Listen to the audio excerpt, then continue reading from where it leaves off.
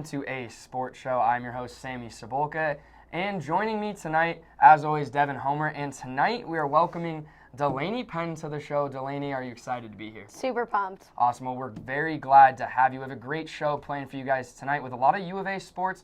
And yep, you guessed it, some hammers. But we will start the show like we always do with, if you haven't seen it, here it is.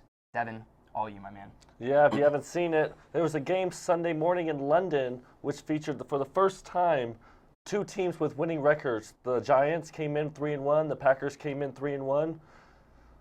But Green Bay would end up losing 27-22 after a second half of only scoring a safety in the final minute. The Packers would be outscored 17-2 in the second half. It was just an upsetting performance as a Packer fan, just to watch. You know, I tend to agree. I'm maybe worried about the Packers. Are you? You know, I'm actually really worried. The defense has looked strong. The offense, very consistent. Rodgers doesn't trust his young receivers. They're dropping key catches. I don't know how far this team's going to go. I agree. From early Sunday in London to late Monday night, there was action in the NFL like we haven't seen before. Delaney, what did we miss Monday night? Well, if you haven't seen it, Davante Adams shoved a cameraman to the ground. Now, Adams had 3 receptions, 124 yards, and 2 touchdowns, but it wasn't enough to slow Patrick Mahomes and the Chiefs, which led to some frustration after the game. And to be fair, the cameraman was in the way, and as a professional athlete being frustrated, I could see where you might push him a little, but I'm not excusing it. He'll definitely be receiving a fine, possible suspension. And Delaney, honest opinion here, do you think Davante Adams saw the cameraman? 100%.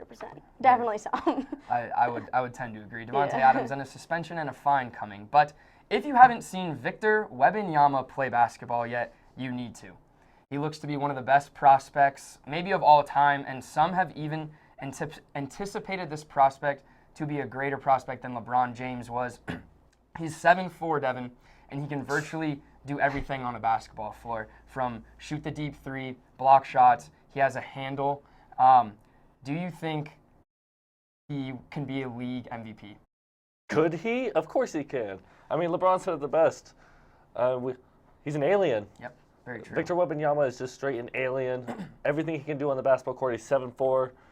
It's unbelievable to see him play. And it's unique because more often than not, you see 7-footers like this not ready for the league. But tell that to the several teams willing to tank and lose game after game to take this kid, because I'm telling you that what you see from him on a basketball floor is very, very special, and I am very excited to see what he might do in the NBA one day. And by the way, guys, he's 18 years old. I'm sitting here 22 right now. But nonetheless, that kid is going to be very, very special. Now, tonight on Take Your Pick, we have a very interesting question. What athlete would you step into the shoes for one game and one game only? Delaney, the floor is yours for this one. I'd have to say I'd like to step into the shoes of Angela Barron. She currently plays on the Arizona soccer team. She's also got dual citizenship. She plays for the Colombian national team. She plays like a professional, acts like a professional. Even the coach explained that they treat her like a professional, and she gets to travel the world doing a sport she loves. I think it's awesome. I tend to agree. I'm going to keep mine in the world of soccer as well, and I think it's really, really hard to stray from this athlete. I'm going to be in the shoes of Kevin De Bruyne, the midfielder for Manchester United, probably the greatest team on the planet right now. And to score an impactful goal in an environment like the Prem, I genuinely do not know how I would respond. Obviously, there would be some celebration nonetheless, but I think it would be the coolest thing ever. But the closest thing that I've gotten to that is scoring an indoor soccer goal and living through Jamie Stark and Ted Lasso, which, if you haven't seen it, is an all-time show, guys. A lot to talk to Devin about in terms of your athlete you would like to step in shoes. Yeah, it was someone that Sammy talked about earlier, Victor Wembanyama. Like you said, he's 7'4". To be 7'4" on the basketball court and have the ability to keep the ball on a string is just completely insane to think about. It's something only your career player experiences. I mean, it's to be in the league, to be 7'4", to be so young and have such an upside. it would just be great to be him. Now, Devin, let's be honest here. You definitely have stepped into the shoes of a player in 2K. Am I correct? Of course. Yeah, you Of have course. to. What would be your 2K rating as of now? As of now, I'd give myself like an 86. Okay. Sharpshooter. Fair enough. A lot of basketball and a lot of soccer so far to start the show, but after the break, week 5 and 6 of football, don't go anywhere.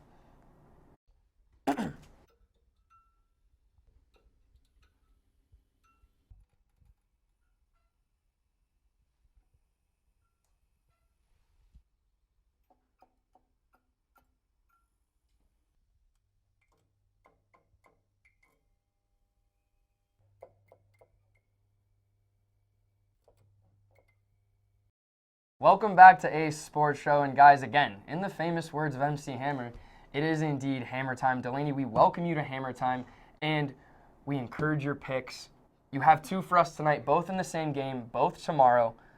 Where are we going? Okay, so I have to go with my home team. I'm originally from Chicago. I'm going to go Bears -1, under 38 for the game total at home against Washington Commanders. The coach in a recent press conference even mentioned that the QB sucks, so hopefully we can use that as their downfall. And looking at the weather, it looks like it's going to be cold and rainy, so hopefully we can use that as an advantage. In week 1, the Bears played the 49ers in similar conditions, and we won, so hopefully we can use it. Okay, Delaney, your first Use the hammer. Go ahead, hammer it down, lock it in. -1, Bears, and under 38. I'm not going to lie. I really enjoy it, Delaney, so thank you for your first picks on Hammer Time.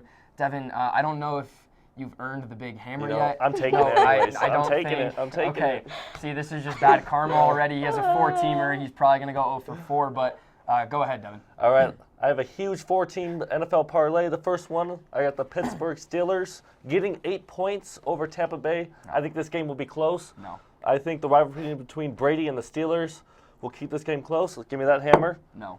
And then second, I got Green Bay -7.5 over the Jets. Green Bay, like I said earlier, came out last week and didn't look good. So I think this will be a lot of points there, Dev. 7.5. They're gonna win by a full touchdown. They haven't done that in a couple weeks. So. Since the Bears game. Ooh. So I think this is gonna be a redemption game. Okay, 2 more. And then the Ravens -6 over the Giants. I think the Giants are going to be riding too high. I think the Ravens will come in, win by at least a touchdown. And then my last one, I'm taking the 49ers -5.5 over the Falcons. I just think the Falcons are terrible, and the Niners are going to run all over them. And if you bet $10, you'll win $135. Dev, guess what? The Falcons are 5-0 against the spread this year. I just want to let you know that. I don't care. This is when it breaks. This is when it breaks because I really thought about taking them in my slate today. But guys, we're 9-9. We're right where we want to be, and it's time to think positive because boy, do I have some risky picks. But nonetheless, here we go. Toledo -9 at home against Kent State. Kent State, not very good. Book it -9 while you can. And this is one where you bet it and you don't think twice about it. And you look on your phone on ESPN and you go, Toledo by 10. So that's what it's going to be. Now, hear me out, guys. College football has an insane slate this week. But we're going to Tennessee, and so is Bama, -7. Bryce Young is back. Nick Saban's going to have his dogs ready to go.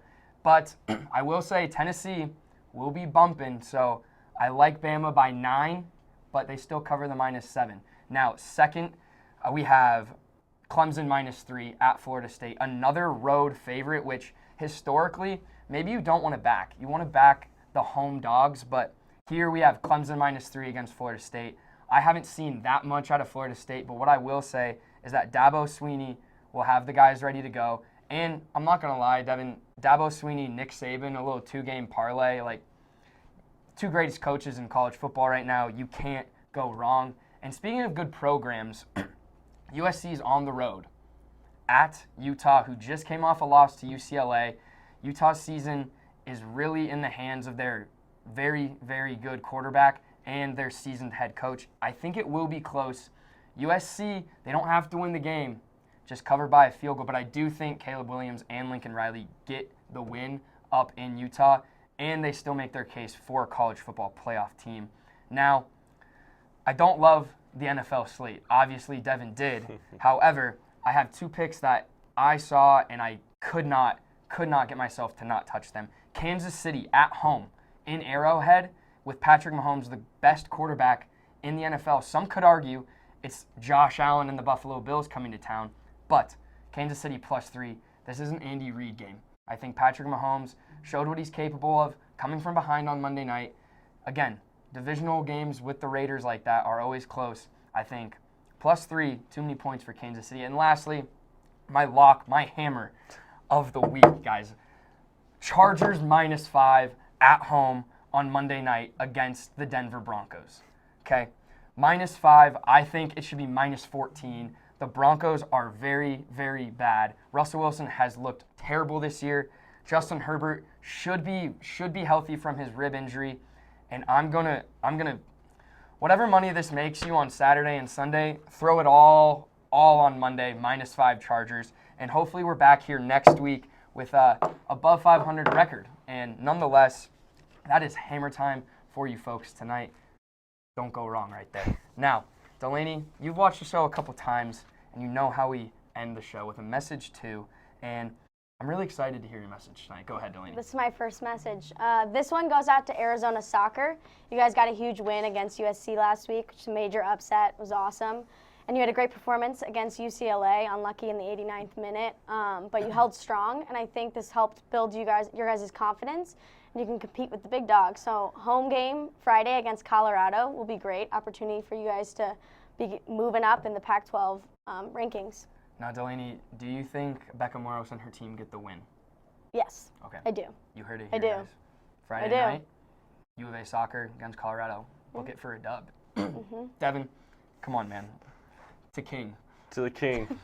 My message this week goes out to the king on the football field, King Derrick Henry. You are carrying my fantasy team right now. I'm sitting 3-2, and the only reason for 2 of those wins are from you. So thank you for carrying my football team. Dev, I got one follow-up question for you. This past week in fantasy, who beat you? You did. I did.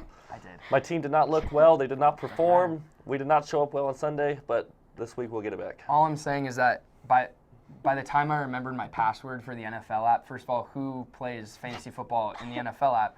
I guess Devin Homer does. But nonetheless, by the time I remembered my password and I had lost the first 2 games, I am on a 3-game winning streak and playing Delaney Penn this week. So we'll keep you updated. I honestly have no intentions of slowing down. But anyway, my message this week was originally going to my fantasy football teams. Yes, plural. I'm probably in too many leagues. But I'm going to wait one more week and see where we're at. My message this week goes out to basketball fans, both NBA and college. Their season is right around the corner, and I don't think I'm too far-fetched when I say this could be the best the NBA has ever been in terms of talent-wise and team discrepancy. You have legit 8 teams that can probably win the title, and I want to say there are really only 6 to 8 teams that aren't going to be competing for a playoff spot. Next week on a sports show, we will be looking and diving into the NBA season. But folks, that is all that I have for you tonight. Have a great rest of your Wednesday, Wildcats. And as always, have a safe weekend, and we'll see you guys next week.